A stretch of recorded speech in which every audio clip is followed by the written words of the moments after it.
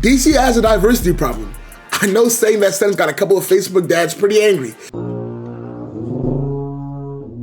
But when I say a diversity problem, it's not necessarily because of a lack of characters for marginalized groups, but more so because they don't have enough stories being told for them. My name's Pierre, and today's gonna be a little bit different of a video. I'm gonna talk about something that's important to me, and we're gonna talk about some more DC characters who deserve some more love, man. Let's get into it.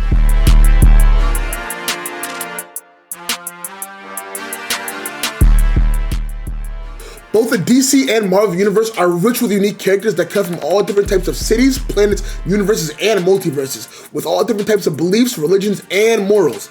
Most of these characters are based off of the human race, and a lot of these characters are rich in story because of what their race provides for them. Characters like Bruce Wayne, Oliver Queen, Steve Rogers, and Tony Stark are all the way they are because of what their skin color and what their race makes them. On the opposite side of the spectrum, we have characters like Black Lightning, aka Jefferson Pierce, Spider-Man, aka Miles Morales, Black Panther, aka T'Challa, or Blue Beetle, aka Jaime Reyes. These characters are all rich in story and lore because of what their race provides for them. All these characters in their respective media struggle or excel at something because of their skin color and ethnic background. Before we get into the main meat of the video, pause. Let's define what diversity is. The Webster Dictionary's definition of the word diversity is a condition of having or being composed of differing elements, or an instance of being composed of differing elements or qualities, an instance of being diverse. Diversity refers to the presence and inclusion of a variety of different people, cultures, perspectives, and experiences within a different context. It encompasses various dimensions such as race, ethnicity, gender, age, sexual orientation, physical abilities, religious beliefs, and so much more. In essence, diversity is about recognizing, respecting, and valuing differences amongst individuals and groups. What diversity isn't is taking characters whose blackness or whiteness makes them their character and swapping their race. Examples of this are Black Panther, Cloak and Dagger, Black Lightning, Static, Bruce Wayne, Tony Stark, and Steve Rogers, and that's just off the top of my head. The characters this doesn't matter for, stay with me, Batman, Green Lanterns, Captain America. There are a lot more, but I picked these three characters for a reason. The Green Lanterns are space cops, so anybody can be a Green Lantern. Batman and Captain America are mantles though. Anyone who is worthy can put the mantle on. That's what people can't wrap their minds around. I came across a tweet the other day that points something out to me that is a real driving force behind why I'm even making this video. After Jon Stewart's comic ends in August, DC will have 0 stories led by a solo black character. If this doesn't sound like a problem to you, then I hate to break it to you, buddy, but you're a part of the problem. DC has upwards of 30 black superheroes, excluding characters from the Milestone universe, which they own. They have everything they need to create more stories about these characters. Characters like Power Girl and Poison Ivy are getting full series runs, and please don't think this is no knock on those characters. Shout out to both of them. But if I can get full runs of characters like that, why can't I get full runs for some black characters? I'm living proof that superheroes and comic book media are important to the black community, and there are more like me out there, and we just want to enjoy this type of media, but it's so hard when it feels like it's not meant for us. You feel me? I know an argument that's going to be made is that DC makes books for the characters that sell the most, and that's the reason that DC seems to have 30 different Batman comics out at the same time, and also 30 different Superman comics out at the same exact time. And with every DC reboot, we usually get a handful of books for new DC characters, and we usually do get a handful of black characters in those reboots, but they never get fully fledged out stories. It's always 6 to 8 book runs. DC also has a problem of not being able to complete stories for any characters. Characters like Red Hood, Arsenal, Nightwing, and the Teen Titans, and just so many more have open-ended stories with no true end. So I can't say this is only a problem with black characters, but there's definitely more of it happening to black heroes, and we can't overlook that, because some black heroes don't even get books. Diversity isn't the only problem. The lack of a character, story, or development team is why a lot of these stories aren't being received well. An example for a character like this is the new Aquaman, the black one with the blonde locks. That's also gay. Did you think I was talking about Cal Dare from Young Justice? Silly you, bro. I'm talking about Jackson Hyde, the same exact character, but with no real backstory, was just kind of pushed into the role of being Aquaman. DC decided to make a whole new character instead of using the one they already had, and they canceled this series because he couldn't sell. These are all valid counter arguments, but sometimes the jokes write themselves. DC is in their brand new Dawn of DC era, which is basically a soft reboot where they kind of clean some stuff up, but a whole bunch of DC characters got books. The only 2 black characters who got a book from this new era are Cyborg and Jon Stewart. Cyborg's book was 6 issues. If you haven't, you should really check it out. It was really good. And Jon Stewart's Green Lantern War Journal, which is 8 issues right now. And if I'm not mistaken, it's only getting 1 more issue that's coming out in August. This is crazy. And the way it seems, you would just think these stories just outright suck. But that's just not the case, dog. The 6-issue Cyborg series was considered the 2nd best Dawn of DC story less than a year ago by CBR.com. Like, what?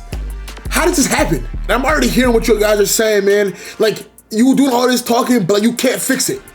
You're right about that. But here's what I would do if I was in charge of DC. Because I know I'm not the only person who feels like this. So I'm gonna be a voice for the culture. Let's get into it. My first order of business as the head of black superheroes at DC is we gotta create an ongoing Static book. DC's most neglected child is Virgil Hawkins, and I have no clue why. His rogues gallery is so good, and there's so much stuff to talk about with the Bang Babies. We need to create a story central on him trying to figure out his life balancing school and being Static without letting his dad down. It sounds like another black superhero with spider powers who we're not going to talk about, who's putting another company money. Static is a character that has 8 different attempted stories for him, and as somebody who's read the most recent ones, Shadows of Dakota, I can vouch, it's a pretty good story. There's no way no one at DC has a direction for him. And if they do, they need to find somebody who can go make one, because it's embarrassing that one of the biggest black superheroes, period, not just DC, can't get its own comic run. Another thing we have to do is make stories with black women, man. Characters like Nubia, who is literally black Wonder Woman, and Vixen, a black woman who can become the spirit of any animal in her amulet. Rocket, who is a sidekick of Black Superman and has a literal power belt. And Bumblebee, who is the DC's version of the Wasp, but she's so much cooler. And we have Joe Mullen, who's a literal Green Lantern. These characters exist, and I have no clue why DC just keeps turning a blind eye. But if I was in charge, they'd all get books, and they'd all be made into a team where they can work together, and we have an actual ongoing series about a girls' superhero team. This one could arguably be a #1, and it's the fact that we just need more Duke Thomas media. If you guys watch this channel, you guys know how much I love The Signal, and Duke Thomas, aka The Signal, is the strongest member of the Bat family, and the only black member of the Bat family we just never hear about. And all the casual fans have no idea this dude even exists. Look at Miles Morales and Peter Parker. Look at how they're next to each other. Miles would never have been as popular as he is if he wasn't debuted next to Spider-Man. You put Duke next to Batman, let him shine and show his rogues gallery, he might also be the best black superhero we have right now. He also already has one book that just didn't go anywhere after one issue.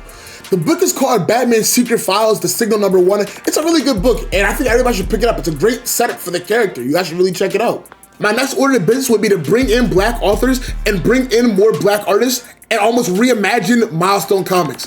Let these black authors and artists come in and create stories about heroes and villains that are relatable, recognizable, and characters that will catch viewers' attention from the very beginning. And please, no more lightning powers. We've done it already so many times. We have like 15 characters in the DC universe who already have them. Let's give it up. Let's get some characters who are unique and can really grab people's attention and people want to learn about and want to relate to. In all seriousness, I only made this video because I genuinely do believe there's a conversation to be had about this, because times are changing. A lot of minorities are getting into comics, and the ones who already were into it are finally getting a voice to speak up and talk about topics important to them.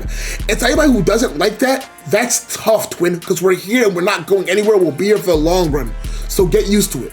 Also, the day you are seeing this video is June 19th, aka Juneteenth, which is a day used to commemorate the freeing of enslaved people in the United States. It's a pretty big holiday in the black community, so that's the reason I haven't posted a video in 3 weeks, to make sure that this video landed on this date. This was a little bit of a different video, but I do hope you guys enjoyed it. I just wanted to laugh a little bit about something I cared about, and don't get me wrong, I care about everything I talk about, but this one just hit a little bit more home to me, so that's what I did. If you enjoyed this video, hit that like button for the kid, man, you know? If you enjoyed the yap and hit the sub button, I'm trying to get to 500 subs by the end of the summer. I can really use your guys' help. And yes, the guy who's watching right now, I need your help. But besides that, I hope you guys enjoyed it. And I'll see y'all next week. Actually though, I will post next week. I got y'all.